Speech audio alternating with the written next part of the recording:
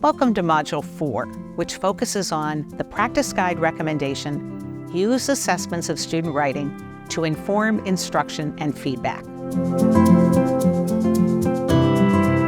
When we talk about using assessment to inform instruction and feedback, we're talking about formative assessment, which simply means a process of assessing students' writing and adjusting instruction based on those assessments.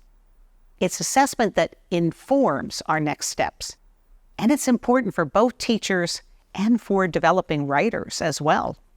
For all of us as writers, formative assessment is what happens when we assess our work in progress to inform our next draft. And for teachers, formative assessment is the process of seeing what students are able to do in their writing and where they seem to struggle to inform our instruction. So when you look at it that way, formative assessment is not an end of the unit or final draft event. It's a process that happens all the time. So, what does that process look like? For the teacher, the process typically begins with identifying the significant learning objectives, goals, or standards for the writing. When we're writing argument, for example, we might focus on something like supporting claims with clear reasons and relevant evidence. Then, teachers plan instruction to help students understand and achieve those goals. Now, so far, so good. But then, the real power of formative assessment comes as students are working on their writing. That's when teachers review writers' work in relationship to the targeted goals, provide feedback on drafts, and plan additional instruction to focus on areas where students need more practice or exposure. So in that way, instruction is geared to the student's work in progress and speaks directly to the skills they're working on in their writing. One of the great things about the writing classroom is that every draft is evidence of what students know and are able to do in their writing, as well as what they might learn next. And with all that writing, we can build the writing classroom around ongoing cycles of evaluation and feedback, where students can see their strengths and what they can do to improve. So feedback is at the center of the writing classroom, and it can come from many sources. Of course, teacher evaluation and feedback is vital. Teachers can highlight what's working in a student's writing and provide suggestions for improvement.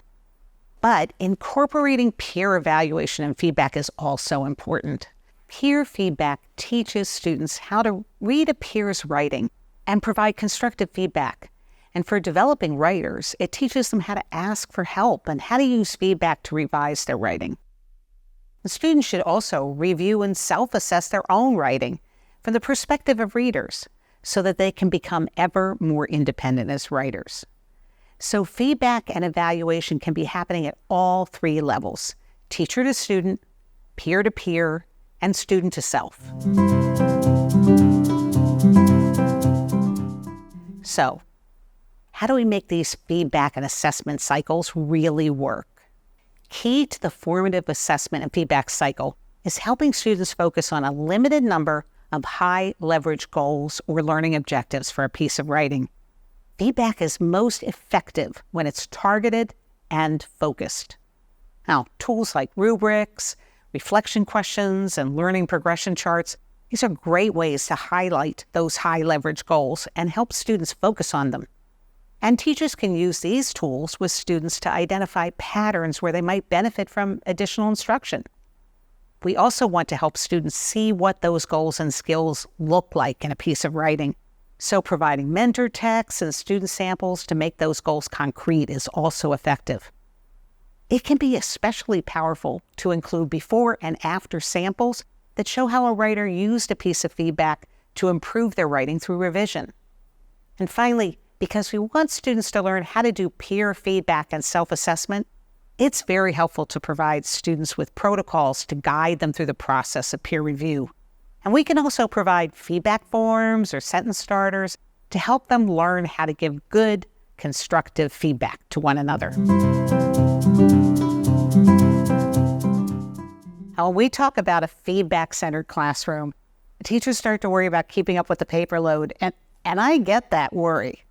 But it's important to remember that feedback is not the same as grading. The goal is to help students move to the next draft or the next paper. So shorter, simpler, more focused, and more timely feedback is really most effective. And this can happen in a quick classroom conference, or when we bring together a small group for a mini lesson, or when we make some quick annotations or highlights on papers. This is the feedback that can help students take a next step with their writing. And of course, peer response and self-assessment practices mean that the responsibility for feedback is really shared across a classroom, and that will lighten the load for teachers and also help students develop more independence as writers. In this module, we'll be focusing on effective assessment and feedback strategies for the formative assessment of writing.